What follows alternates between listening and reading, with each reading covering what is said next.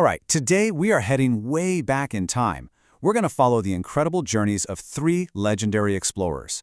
And we'll see how their gutsy moves into the great unknown didn't just redraw a few maps, they literally changed the world. I mean, you gotta ask, right? What makes a person leave everything behind, their home, their family, everything comfortable, to sail off the edge of the map or trek across some huge, dangerous continent? That's the question we're diving into today. You know, before these big journeys, the world was really just a bunch of disconnected places. Seriously, if you lived in Europe, a place like China might as well have been on another planet. These explorers, they were the ones who started weaving all those separate threads together.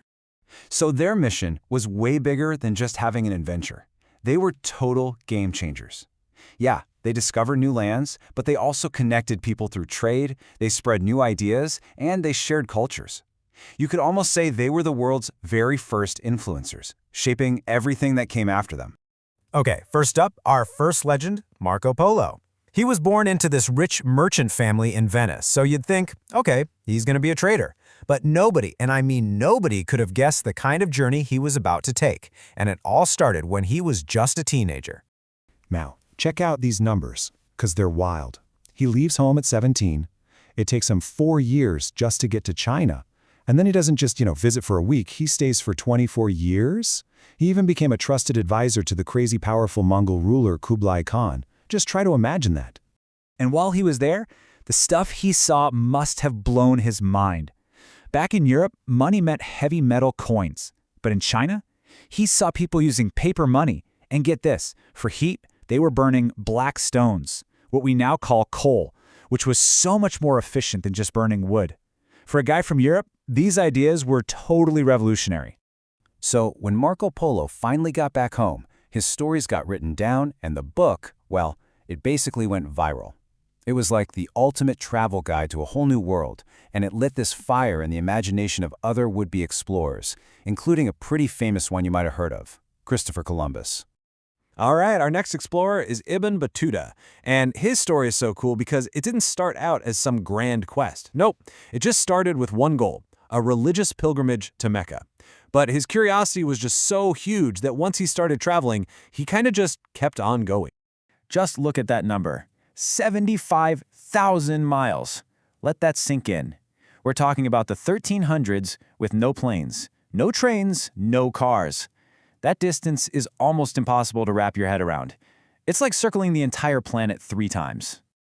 So yeah, it started as this one simple trip, but it turned into a 30-year adventure of a lifetime. He didn't just pass through places either. He really dove in, visiting pretty much the entire Islamic world at the time, and he met with over 60 different kings, sultans, and governors. What a life. And lucky for us, he wrote it all down. His book, The Travels, is one of the most important historical records we have.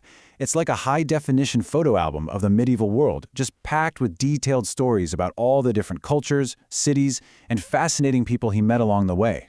And for our last explorer, we're heading east. We're talking about the Ming Dynasty in China, an absolute powerhouse, and its incredible admiral Zheng He. Now, his story isn't about some lone wanderer. No, this is the story of a commander of the biggest, most powerful naval fleet the world had ever seen. Think about that for a second. 28,000 men. That's not a crew. That's the population of a small city, all on ships, all sailing together on one expedition. The scale is just absolutely staggering. And this was the fleet that carried them. Over 300 ships. And some of these, the so-called treasure ships, were so massive they made the European ships of the time look like little toy boats. This fleet wasn't just for sailing. It was a floating statement of China's power and technology. So what was the point of this gigantic fleet? Well, it had 2 main jobs. First, trade. For sure, they sailed to 37 different countries to swap amazing goods. But just as important, these trips were a massive show of force. A way to sail around the world and basically say, look at the incredible power and wealth of China.